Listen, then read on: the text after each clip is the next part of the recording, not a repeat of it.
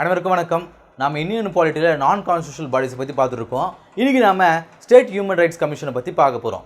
மாநில மனித உரிமைகள் ஆணையம் பற்றி தான் பார்க்க போகிறோம். 1993 protection of human rights act அப்படிங்கிற ஒரு ஆக்ட் கொண்டு வந்திருப்பாங்க. ஸோ அதன் மூலமாக இந்தியாவில் மனித உரிமைகளை சட்டமாக்குவாங்க. ஸோ அந்த சட்டத்தின் வாயிலாக தேசிய அளவில் மட்டும் இல்லாமல் மாநில அளவிலையும் மனித உரிமைகள் ஆணையத்தை அமைச்சிருப்பாங்க. Protection of human rights act அப்படிங்கிற 1993 இந்த ஆக்ட் தான் ஸ்டேட் ஹியூமன் ரைட்ஸ் கமிஷனை உருவாக்கியிருக்கோம் அப்படின்னு சொல்கிறாங்க.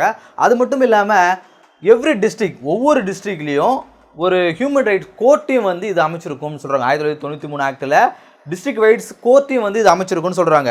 இந்த மனித உரிமை மீறின அந்த வழக்குகளை விசாரிக்கிறதுக்காக ஒவ்வொரு மாவட்ட அளவிலான கோர்ட்டையுமே இந்த ஆக்ட் மூலமாக நிறுவியிருப்பாங்க அப்படின்னு சொல்கிறாங்க. டிஸ்ட்ரிக்ட் வைட்ஸ் கோர்ட்டும் நிரூபிச்சிருப்பாங்க அப்படிங்கிறது நாம் இங்கே பார்க்குறோம். ஸோ அடுத்து என்ன சொல்கிறாங்கன்னா, only in respect of subjects state list and concurrent list. என்ன சொல்கிறாங்கன்னா, இப்போ ஸ்டேட் லிஸ்ட்லேயும் கன்கரண்ட் லிஸ்ட்லேயும் என்னென்ன அமைப்புகள் இருக்குது, நம்ம மத்திய பட்டியல், மாநில பட்டியல், பொதுப்பட்டியல் இருக்குது இல்லையா, அதால் எங்கெங்கெல்லாம் அதோடைய பவர் இருக்கும் பார்க்கும்பொழுது ஸ்டேட் லிஸ்ட்டில் மாநில பட்டியல் என்னென்னலாம் வரும், காவல்துறையில் மனித உரிமை மீறப்பட்டிருந்தா அது இன்கொயரி பண்ணலாம். பொதுப்பட்டியல் எங்கே, கல்வி நிலையங்கள் பொதுப்பட்டியல் இருக்கு இல்லையா, ஸோ கல்வி நிலையங்களில் மாநில மனித உரிமைகளால் அங்கே வழக்குகள் நடத்த முடியும். ஆனால் ஸோ மத்திய பட்டியல் இருக்கக்கூடிய அமைப்புகளில் மனித உரிமை மீறப்பட்டிருந்தால் இந்த ஸ்டேட் ஹியூமன் ரைட்ஸ் கமிஷனால் தலையிட முடியாது. மத்திய பட்டியல் என்னென்னலாம் இருக்கும், பேங்கிங் வரும், ரயில்வே வரும், இதெல்லாம் மத்திய பட்டியலில் இருக்கும். நம்ம மத்திய பட்டியல், மாநில பட்டியலை பற்றி பார்ப்போம். அதில் என்னென்னலாம் செக்டார்ஸ் வரும் அப்படிங்கிறத பார்க்கும்போது ஸோ இந்த இடங்கள்லாம் மனித உரிமைகளை மீறப்பட்டிருந்தால் இந்த ஸ்டேட் ஹியூமன் ரைட்ஸ் கமிஷனால் தலையிட முடியாது, விசாரணை பண்ண முடியாது. ஏதாவது எங்கெங்கெல்லாம் இதில் தன்னுடைய அதிகாரத்தை செலுத்த முடியும் அப்படின்னா ஸ்டேட் லிஸ்ட்லேயும் கன்கரன்ஸ் லிஸ்ட்லையும் இருக்கக்கூடிய விஷயங்களை தான் இதால் இந்த ஸ்டேட் ஹியூமன் ரைட்ஸ் கமிஷனால் விசாரணை நடத்த முடியும் அப்படின்னு சொல்கிறாங்க. அது மட்டும் இல்லாமல் if already inquired in national and statutory bodies does not require state commission. இதில் என்ன சொல்கிறாங்கன்னா, இன்கேஸ் ஒரு துறையில், இப்போ காவல்துறையிலே வச்சுக்கங்களேன், காவல்துறை மாநில பட்டியலில் வருது. ஸோ மாநில பட்டியலில் இந்த காவல்துறையில் ஏதாவது மனித உரிமைகள் மீறப்பட்டிருந்தா அங்கே இன்கொயரி நடத்தணுமா அப்படின்னா அதுக்கு முன்னாடியே நேஷனல் ஹியூமன் ரைட்ஸ் கமிஷன் அந்த வழக்கு எடுத்து நடத்தியிருந்தாங்க அப்படின்னா இவங்க போய் அதில் தலையிட வேண்டிய அவசியம் கிடையாது. ஸோ நேஷனல் கமிஷன் அந்த வழக்கு நடத்திட்டு இருந்தாங்கன்னா, இல்லை நாங்கள் தான் அந்த போலீஸ் ஸ்டேட் லிஸ்ட் தான் வருது, நாங்கள் தான் இதை நடத்துவோம்லாம் இவங்க போக தேவையில்லை. நேஷனல் கமிஷன் நடத்துது இல்லையா, ஸோ அதனால் இவங்க போக தேவையில்லை அப்படின்னு சொல்கிறாங்க.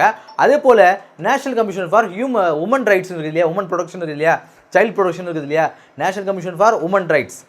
ஸோ பெண்களுக்கு எதிரான அந்த வழக்குகள் அந்த அநீதிகள் நடக்கும் பொழுது நேஷனல் கமிஷன், பெண்களுக்காக ஒரு நேஷனல் கமிஷன் இருக்குது இல்லையா, ஸோ நம்ம அடுத்து அதை பார்க்க போகிறோம். ஸோ அதில் அந்த கமிஷன் தலையிட்டு அவங்க விசாரணை நடத்தும் பொழுது இல்லை இது மனிதர் லிஸ்ட்டில் தானே வருது, நாங்களும் வருவோம்னு சொல்லிட்டு அந்த நேரத்தில் ஸ்டேட் கமிஷன் அங்கே போக வேண்டிய அவசியம் கிடையாது. ஸோ அந்த துறை சார்ந்து இருக்கும், மைனாரிட்டிஸ் இருக்கும், எஸ்சி எஸ்டிக்கு இருக்கும். ஸோ அதெல்லாம் அந்த கமிஷன் பார்த்துக்கும். இல்லை நாங்களும் அங்கே வருவோம்னு அங்கே போக தேவையில்லை அப்படின்னு சொல்கிறாங்க. என்ன சொல்கிறாங்க, ஒரு வழக்கு நடக்குது, மனித உரிமையில் மீறப்பட்ட ஒரு வழக்கு இருக்குது அப்படின்னா அதை ஆல்ரெடி நேஷனல் கமிஷன் நடத்தியிருந்தாலும் other statutory bodies, national commission for SC, national commission for ST, national commission for women, national commission for PWD, so இந்த மாதிரி நிறைய ஒரு 7 எக்ஸ் ஆஃபிஷியல் சேர்மன் இருக்குது இல்லையா, ஸோ இந்த 7 அமைப்புகள் இருக்கக்கூடிய ஏதோ ஒரு அமைப்பு, இல்லை அதை தாண்டி எந்த அமைப்புகளாக இருந்தாலும் ஸோ அந்த அமைப்புகள் தங்களுடைய வழக்குகளை, அது தொடர்பான வழக்குகளை நடத்தும் பொழுது அந்த இடத்துல national commission for human rights அப்படிங்கிற இந்த கமிஷன் போயிட்டு அங்கே தலையிட தேவையில்லை, என்கொயரி பண்ண தேவையில்லை அப்படின்னு சொல்கிறாங்க. அதே போல் யூனியன் டெரிட்டரிஸில் ஏதாவது இந்த மனித உரிமைகள் மீறி ஏதாவது நடக்குது அப்படின்னா அதை அது பக்கத்தில் இருக்கக்கூடிய ஸ்டேட் கமிஷனே பார்த்துக்கலாம் அப்படின்னு சொல்கிறாங்க. பாண்டிச்சேரி ஏதாவது நடக்குது அப்படின்னா அதை தமிழ்நாடு ஹியூமன் ரைட்ஸ் கமிஷனே பார்த்துக்கலாம் அப்படின்னு சொல்கிறாங்க. எக்ஸப்ட் ஜம்மு அண்ட் காஷ்மீர், லடாக் இதை ஸ்டேட் பார்த்துக்க தேவையில்லை. ஏன்னா ஆல்ரெடி அது ஸ்டேட்டு இப்போ தான் யூனியனாக பிரிச்சிருக்காங்க அப்படிங்கிறதுனால இந்த சட்டம் இதுக்கு செல்லுபடி ஆகாதுன்னு சொல்கிறாங்க. டெல்லிக்குன்னு தனியாக அவங்க நேஷனல் கமிஷன் தான் பார்த்துக்கும். அதை எந்த ஸ்டேட்டுக்கு கொடுக்க மாட்டாங்க. பக்கத்தில் இருக்கிற ஸ்டேட்டு பஞ்சாபோ ஹரியானோ நீங்கள் பார்த்துக்க வேண்டிய அவசியம் கிடையாது. அதை டேரெக்டாக நேஷனல் கமிஷனே பார்த்துக்கும் அப்படின்னு சொல்கிறாங்க. அடுத்ததாக காம்போசிஷன், இதில் யாரெல்லாம் இருப்பாங்க, அமைப்புகள் யாரெல்லாம் இருப்பாங்க அப்படின்னு பார்க்கும்பொழுது இது ஒரு மல்டி மெம்பர் பாடின்னு சொல்கிறாங்க. சேர்பர்சனும் ஒரு 2 மெம்பர்ஸும் இருப்பாங்க. மொத்தம் 3 பேர், 2 மெம்பர்ஸ், ஒரு சேர்பர்சன் யாராக இருக்கணும் அப்படின்னா ஹைகோர்ட்டுடைய சீஃப் ஜட்ஜிஸ்டாக இருக்கணும். இல்லை வந்து ஜட்ஜாக இருக்கணும்னு சொல்லுவாங்க. சேர்பர்சனாக யாராக இருக்கணும்? ஒரு ரிட்டையர்டு ஜட்ஜாக இருக்கணும்.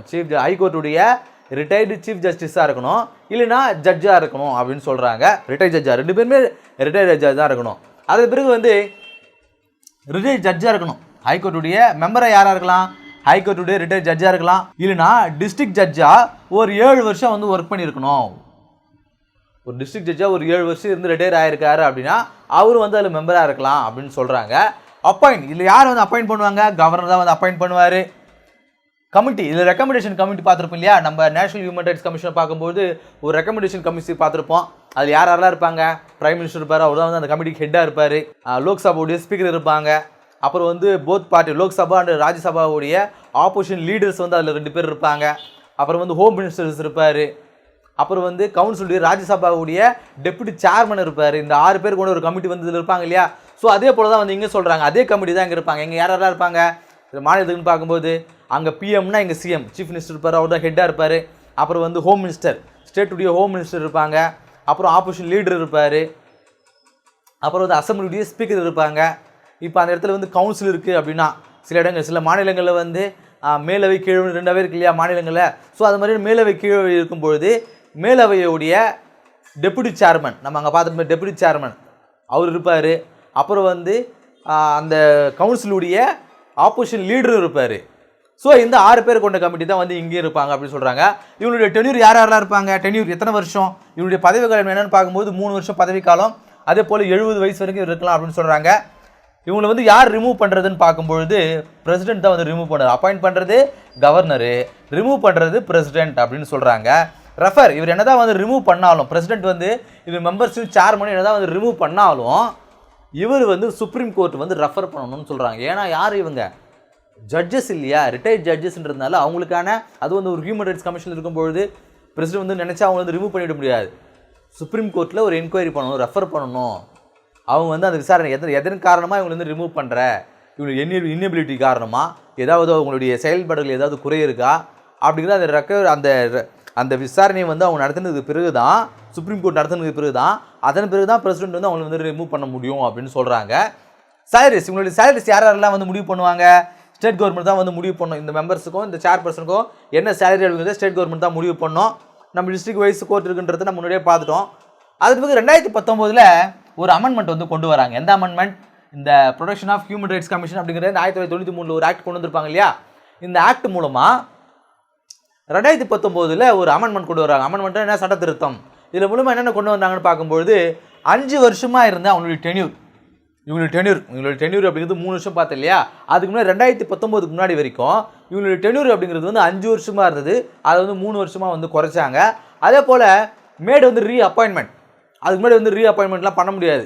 3 வருஷம் முடிஞ்சுதா, 5 வருஷம் முடிஞ்சுதா, அவர் கிளம்பி போயிடணும் அப்படிங்கிற மாதிரி தான் இருந்தது. அது என்ன பண்ணாங்க? 5 வருஷமாக இருந்து 3 வருஷமாக குறைச்சாங்க. அதுக்கு பிறகு வந்து திரும்ப வந்து ரீஅப்பாயின்மெண்ட் பண்ணலாம் அப்படின்னு சொன்னாங்க.